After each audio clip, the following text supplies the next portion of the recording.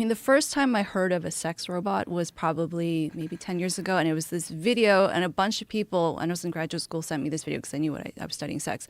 And it was, I don't know if either of you, Jamie, have seen this video, but it went viral, and it was this early version of a sex robot, but it was like the silicone face with a wig. And I'll say she was eating a banana, but she wasn't actually eating a banana. And it was basically like this head attached to a broomstick and had a sheet over it. And so you couldn't see the rest of the robot. You just saw the face of it. But then the manufacturer shows you it's just like a broomstick. So what I thought was interesting is that even though it looks so hilariously bad, that there was obviously a market for it because so many people were interested in looking at this video, and also that people were buying this product. But now you fast forward, I think it was like 5 years ago, there was a huge, I would say, not moral panic, but there was a lot more discussion about it. They said the robots are coming.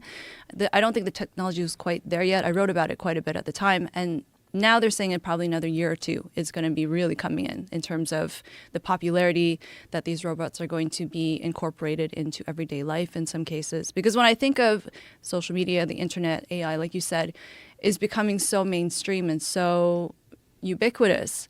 What's going to happen when we have these robots that are now being integrated into human life? And what happens when the technology does get so good that they are more human-like and they are able to meet people's emotional needs and maybe even physical needs? What's going to happen to us then? Yeah, we're going to stop breeding. I mean, maybe that's the AI's plan. It's to not exterminate the human race, but to give them options so that they just completely stop reproducing. Make the options far more attractive. And in a way, we've kind of done that, like with video games. And video games and just being online. I mean, I'm sure you've seen the statistics of how many people are single today and how many men have gone like more than a year without any sex. Yeah, I have the stats here. It's like 30% of male millennials and 20% of women. It's wild. Yeah, that's a lot. It's crazy. And what is taking the place of them going out and trying to find a mate? What is it? Well, it's the internet. It's video games. It's being constantly stimulated by this artificial realm that you exist in when you're playing Call of Duty.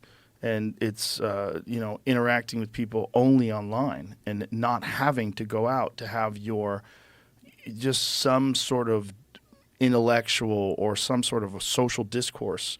Connection. Fulfilled in your life. But it's only through this weird surface way.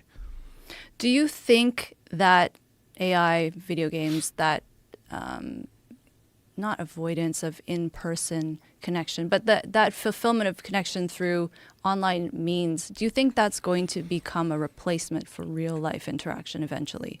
It will for a lot of people. Yeah. I think there's going to be people that reject it. There's going to be people that enjoy going outside, and it's going to be, and it is now.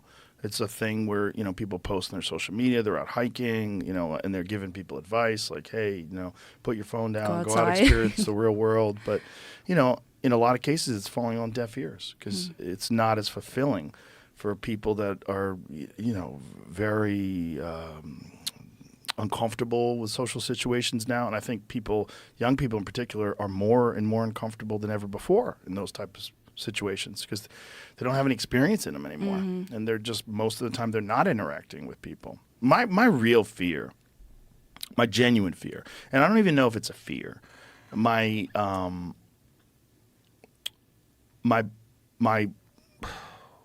concern, let me say that, is that we're going to go extinct. Like that we're going to be replaced by an artificial life form. And I think that is probably what we do. I think it probably exists elsewhere in the universe as well, that we find out that the confines of biological beings and the limitations of their ability to evolve physically, they're so slow to adapt. To go from a single-celled organism to a professor at Harvard is a long fucking slodge through evolutionary history. It took a long time to get to this point. But to go from an Atari Pong computer to artificial general intelligence is only a few decades. It's very quick. And when that does happen, And when you see these robots, but now these robots are not this generation, but 5 generations later, or maybe AI figures out all the problems of these robots and makes ex machina. When you get like that, who's the woman, the really hot lady? Alicia Vikander. Yeah. Well, you get one of those. That was an amazing movie. Amazing movie. So scary. So scary. And I think that's coming. I mean, I think when that movie came out, that was like sort of like abstract. Like, oh, yeah, that's not really going to happen. But now I'm That's what I used to think. I thought, no, this is like, it's overblown, but I don't know now. I don't know now either. I think it's happening. I think it's going to happen, and I think it's what the human race does. And I think that's why we have this insatiable thirst for technological innovation. It's like literally hardwired into us to build something better. So, I mean, I would love to talk to more people who are in the industry working on this stuff, because I know many people, they're doing it secretly and hiding because there is so much stigma around doing anything with an application to sex or sexuality. So people I've talked to who work in technology, they will usually have one business that is, doing really well, that's forward facing, and then they'll usually use that same technology in the sexuality capacity, but that side of things they don't really advertise, and they don't really talk too much about it unless it's with someone like me. They know they trust me, and they know that I'll talk to people off the record even if they prefer that confidentiality. But I'm just curious to understand, what is it like working in that industry, and what direction is the technology going in? Because I consider myself to be pretty open-minded, and I just want to understand what's actually happening and what's going to be the result of that. Because you see people who were really upset a couple years ago saying like the robots are going to increase sexual violence, they're going to make people objectify women. And I do think that for people who already have those views about women, maybe they might be a little bit more not so nice, but I don't think the average person is going to be turned into this horrible monster because of this technology.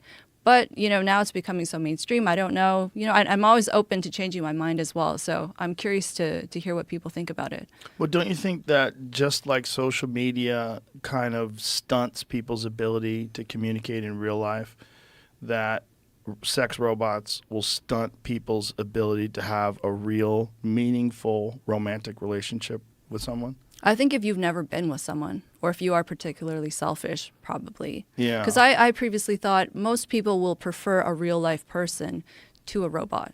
Yeah. And I also thought the technology is so far off that, like, the early prototypes of these robots were not really that convincing, we'll say. So I didn't think that we'd get to a point where it would be comparable, but we are getting there. What is the state of the art of sex robots in December of 2023?